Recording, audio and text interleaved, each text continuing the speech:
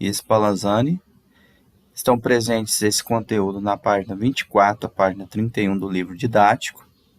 E as atividades para vocês resolver durante a semana será a atividade 1, 2, 3 e 4 do livro didático, na página 39. Então, na aula anterior, vocês assistiram o documentário sobre a origem da vida na Terra, ou origem da vida. E nesse documentário trazia várias abordagens sobre teorias, como se formou e como se deu a Terra nos dias de hoje. Então vamos fortalecer esse embate, trazer novos conteúdos e novas explicações no dia de hoje. Então, pessoal,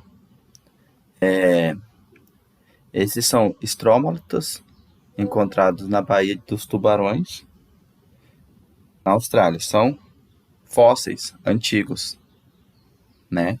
Rochas bem antigas presentes no nosso planeta.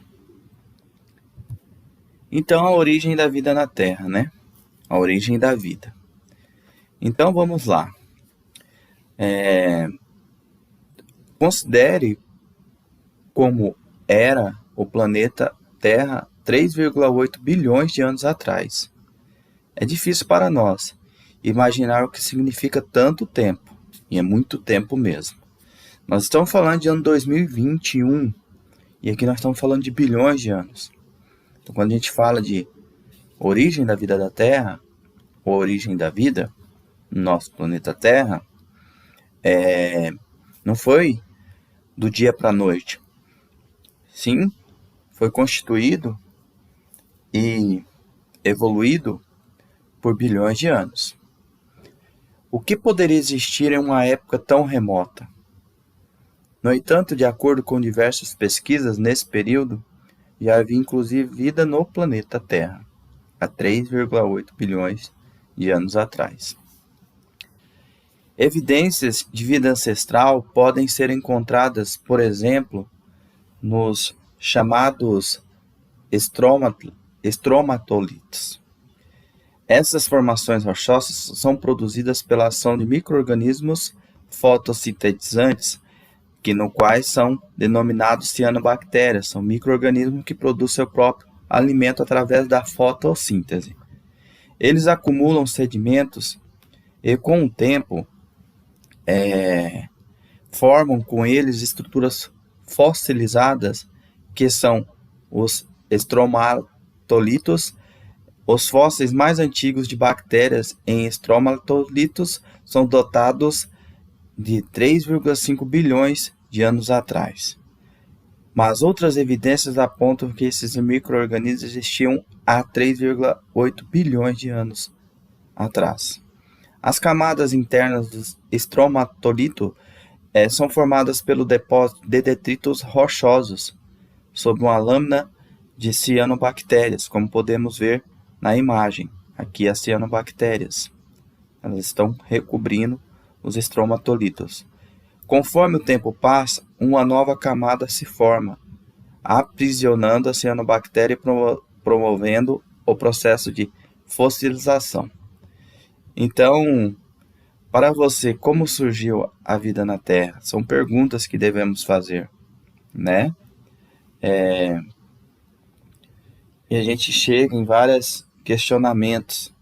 De onde surgem os seres vivos? Então, desde a antiguidade, já se sabia que os animais e as plantas, elas nascem de outros animais e plantas.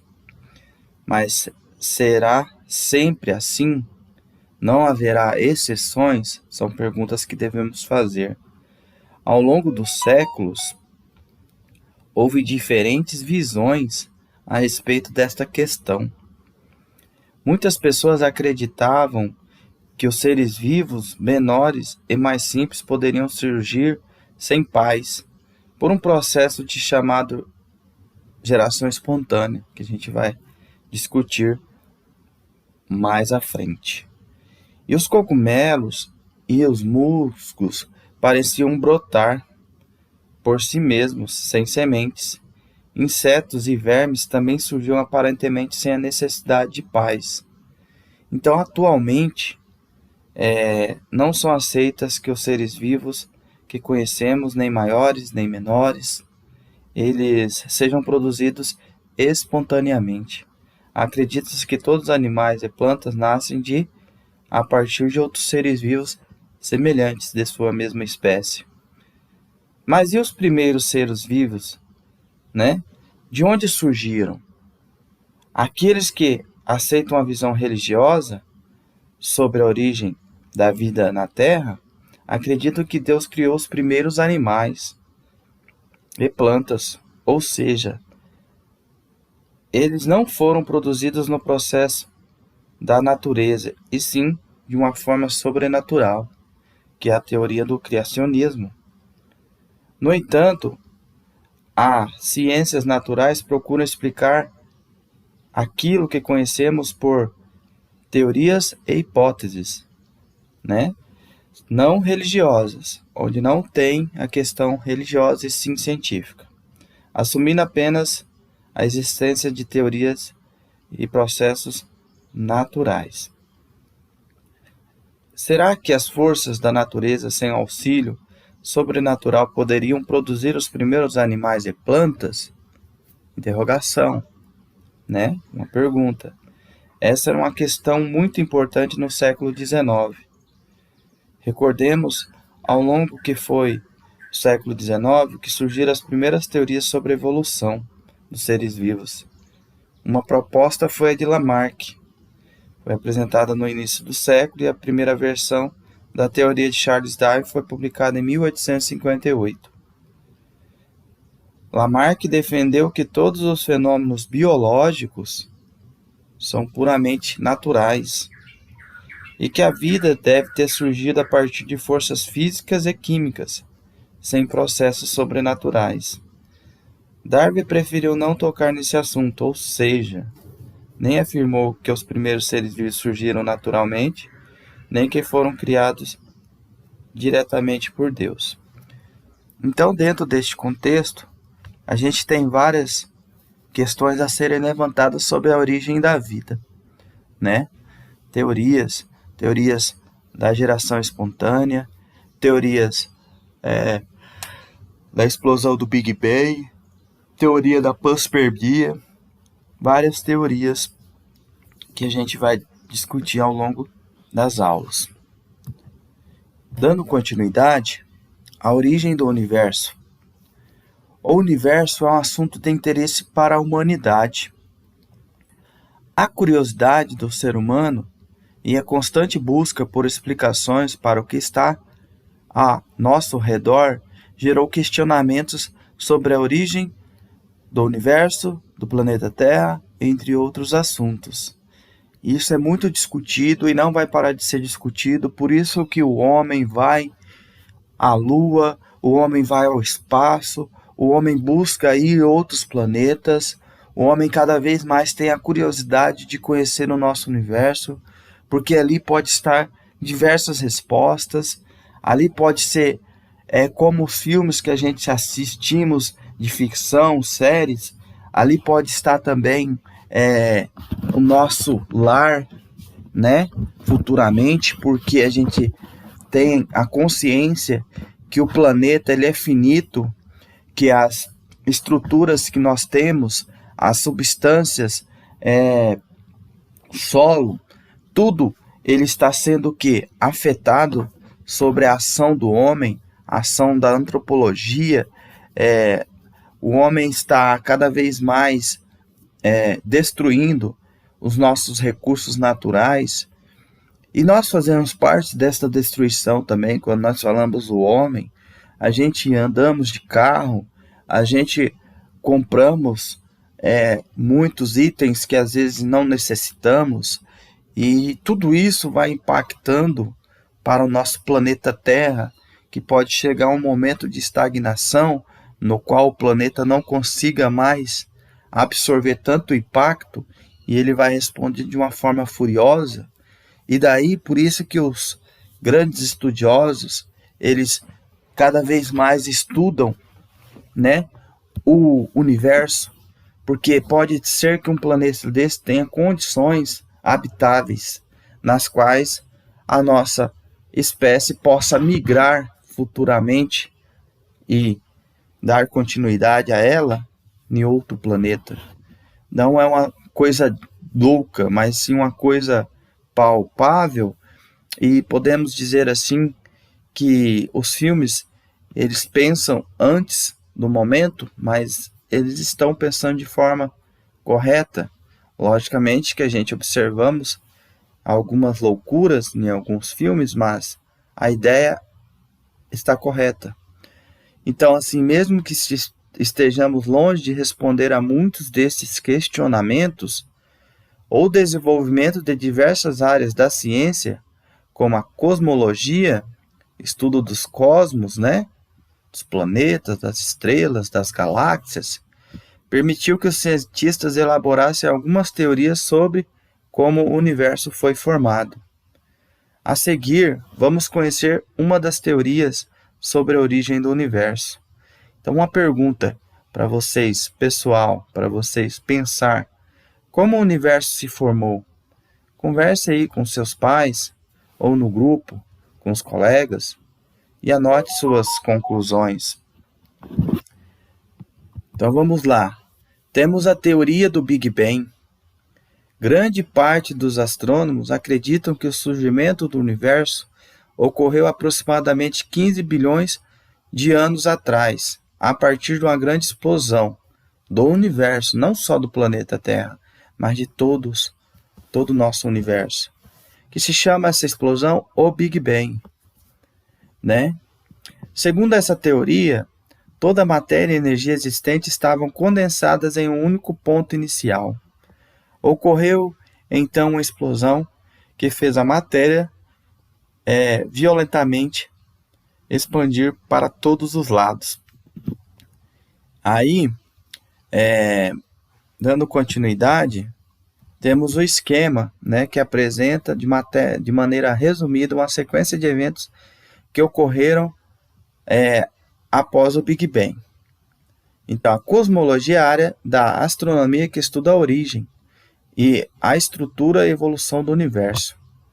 Então, nós temos aqui a linha do tempo do universo. Primeiro, se deu a grande explosão, né, do Big Bang em 0 segundo. Foi uma explosão boom, muito rápida, muito forte e muito violenta. Depois disso, o universo era formado por prótons, elétrons e nêutrons espalhados em meio à luz, né? Então, em 1 segundo após o Big Bang se deu esta formação aqui, espalhando essa situação. O universo era formado por prótons, elétrons e nêutrons espalhados em meio à luz. 3 minutos após a explosão do Big Bang, conforme o universo se expandia e resfriava, os prótons formavam os núcleos de alguns átomos, como o hidrogênio e o gás hélio, é um gás nobre. Observe, 300 mil anos após a explosão do Big Bang, elétrons reduziram sua velocidade conforme o universo resfriava e estabilizaram ao redor dos núcleos atômicos, formando átomos completos. Não temos nada ainda, mas já temos parte química e física. 1 bilhão de anos após a explosão do Big Bang, ocorreu a formação das primeiras estrelas e galáxias. Também nesse período, a explosão de algumas estrelas formou átomos mais pesados, como o carbono, o nitrogênio, o fósforo e o potássio. Aqui já se surgiu astros, né, estrelas, né, galáxias e outros componentes químicos, como nitrogênio, carbono, fósforo e potássio, que é super importante. Posterior a isso, há 12 milhões de anos após a explosão do Big Bang, iniciou-se a formação do sistema solar a partir da poeira cósmica. Essa poeira era uma grande nuvem formada de pequenas partículas de gases. Esses elementos se atraíram mutuamente pela força gravitacional e formaram primeiro o Sol e depois planetas do sistema solar. Esses eventos ocorreram aproximadamente 4,6 bilhões de anos atrás. Então a Terra tem o seu surgimento a partir de 4,6 bilhões de anos atrás. Então não é algo novo, né? É algo muito complexo estudar a linha do tempo do universo. Dando continuidade, temos aqui a estrutura do universo. Quais os limites do universo? Como ele é estruturado? O universo possui um padrão de organização? São perguntas que nós devemos fazer. Muitas dessas perguntas ainda não foram respondidas, mas com a compreensão sobre as propriedades da luz e o desenvolvimento de telescópios, ocorreram grandes avanços no conhecimento da estrutura do universo. Tem um esquema abaixo, que vamos ver. O universo se iniciou a partir do Big Bang e continua a se expandir em todas as direções. Sua velocidade de expansão é aproximadamente 270 mil quilômetros por segundo, ou seja, 90% da velocidade da luz. Então, nós temos na letra A, o universo visível, na letra B, a superaglomerado de galáxias, então a gente tem diversas galáxias no universo. Na letra C, aglomerados de galáxias, e na letra D, a Via Láctea. Então, na letra B, o universo é formado por superaglomerados de galáxias, que por sua vez são formados por aglomerados de galáxias. Por exemplo, a Via Láctea, galáxia na qual se encontra o sistema solar, está agrupada com outras 20 galáxias, formando o chamado aglomerado local. Por sua vez, esse aglomerado faz parte de um conjunto de aglomerados denominados superaglomerado de Virgem. Uma galáxia pode ser formada por milhões, bilhões ou trilhões de estrelas. Seu formato é variável e é mantido pela ação da gravidade em que as estrelas que formam. A gravidade também impede que as estrelas de uma mesma galáxia se distanciem. Desta maneira, o afastamento de elementos do universo fica restrito aos aglomerados e superaglomerados. Então é bem complexo a estrutura do universo, com as questões das galáxias, supergaláxias, superaglomerados de galáxias, e nós estamos presentes na Via Láctea, que é a nossa posição no universo. Com a formação da Terra, até agora conhecemos a teoria do Big Bang, estudamos a estrutura do atual universo. Mas o planeta em que habitamos, como ele se formou? De acordo com cientistas do planeta Terra, se originou há aproximadamente 4,6 bilhões de anos e conferimos a seguir como se deu o processo. No início da formação da Terra, pequenas partículas de rochas presentes no sistema solar se atraíam mutuamente, como vemos na imagem, formando objetos maiores chamados protoplanetas. Em determinados momentos, os aumentos da pressão e da temperatura no interior de um desses protoplanetas permitiu que diversos elementos químicos presentes apresentavam consistência líquida. Então, após milhões de anos, elementos químicos densos como ferro deslocaram-se para o interior do planeta, formando seu núcleo. Outros elementos químicos menos densos formaram o manto, e os elementos de baixa densidade, como silício e o alumínio, formaram as rochas da superfície da Terra. Ao mesmo tempo, a atmosfera da Terra primitiva se modificou conforme ocorriam alterações em sua superfície. Em determinado momento, ele constituía de dióxido de carbono, vapor de água e nitrogênio. Essa atmosfera foi propícia para o efeito estufa, responsável pela retenção do calor proveniente da superfície do interior da Terra e também dos raios do Sol, reduzindo sua dissipação para o espaço. Nesse período, a precipitação do vapor da água presente na atmosfera colaborou para uma formação de oceanos. Esses eventos ocorreram nos primeiros 300 milhões de anos da formação da Terra. Também foi nesse cenário que provavelmente iniciou-se a vida no planeta. Observem que o texto é bem complexo. a formação do planeta Terra não se diferencia da formação da nossa galáxia. Ela é muito complexa, a formação dos planetas, das estrelas e de todos os, os, os, os astros que conhecemos. A questão da materialidade, ela se deu de forma química e física e biológica, né? De uma forma bem complicada, com situações bem quimicamente e fisicamente, biologicamente dificultada pelas situações do início do planeta. E para começar a origem da vida em nosso planeta, isso levou 300 milhões de anos. É uma data que a gente não conseguimos nem contar.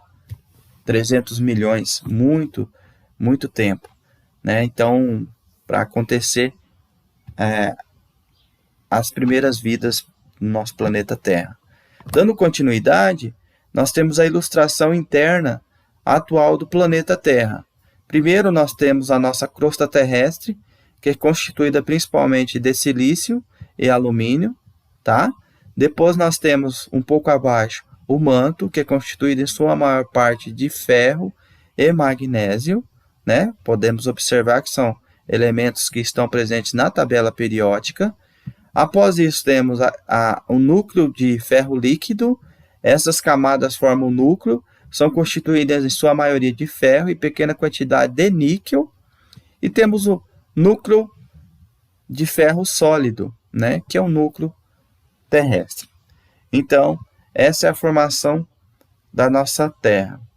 Então aqui fala, comente com os alunos que os metais como ferro, ouro, chumbo e outros elementos químicos mais densos também podem ser encontrados na superfície da Terra, trazido pelo fluxo de larvas dos vulcões. Então os vulcões ali, quando eles entram em erupção e tal, eles podem trazer esses minerais para a parte mais superficial da Terra.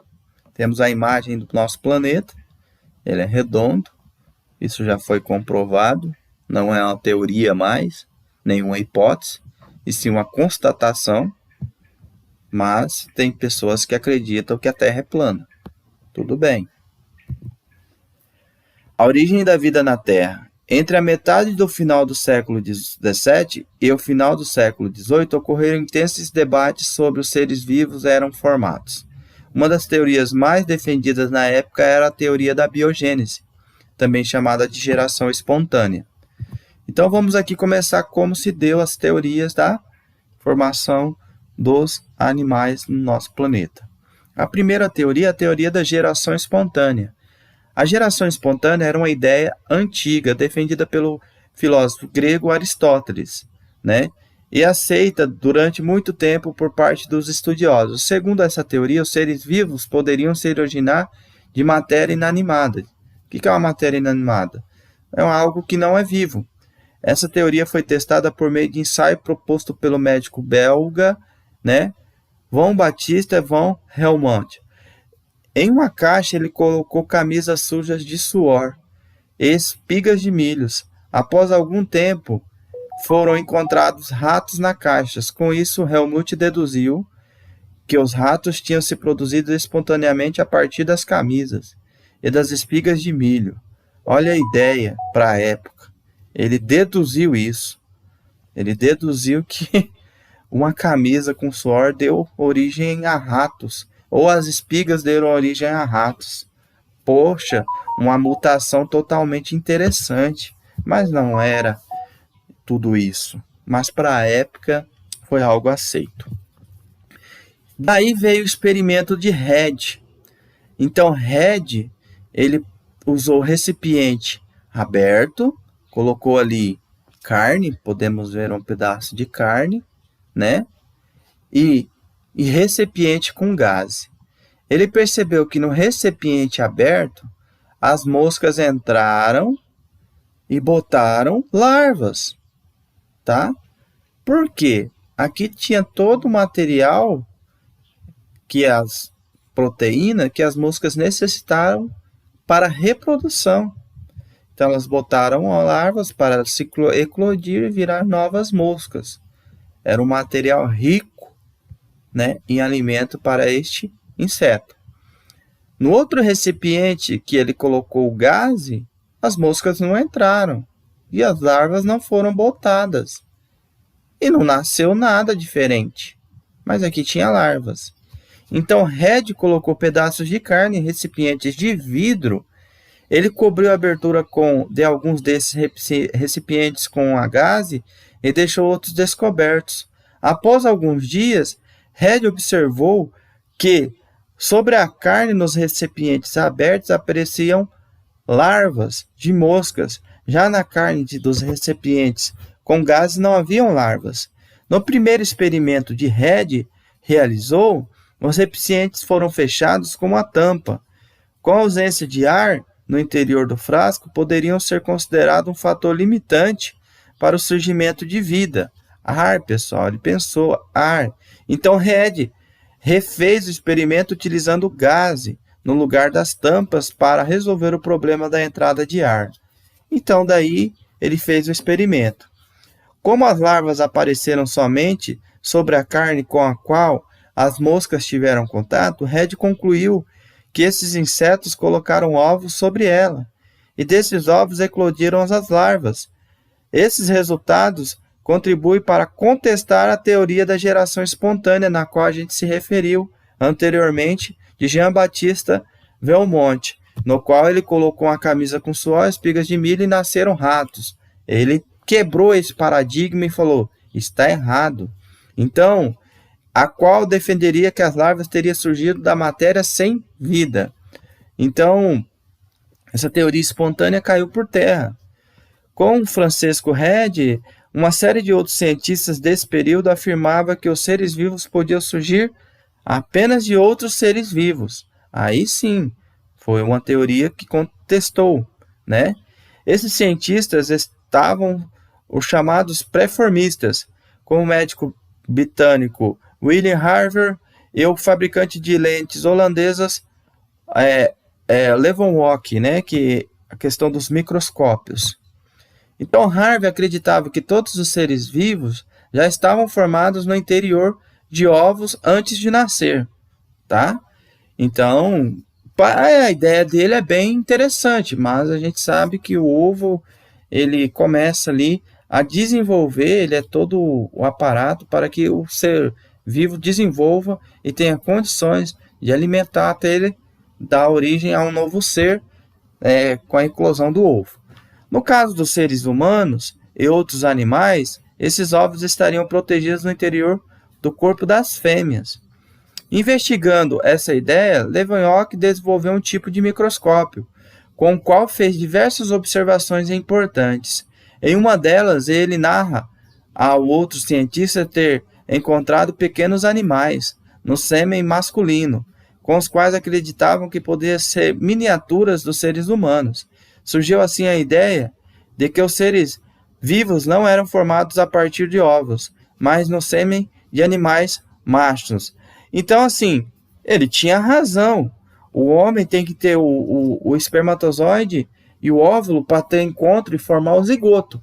Aí, com essa formação do zigoto, o organismo feminino ele vai ter a barreira placentária que vai proteger o feto, e esse feto vai evoluindo nas fases da gestação até o 9º mês para que ele nasça.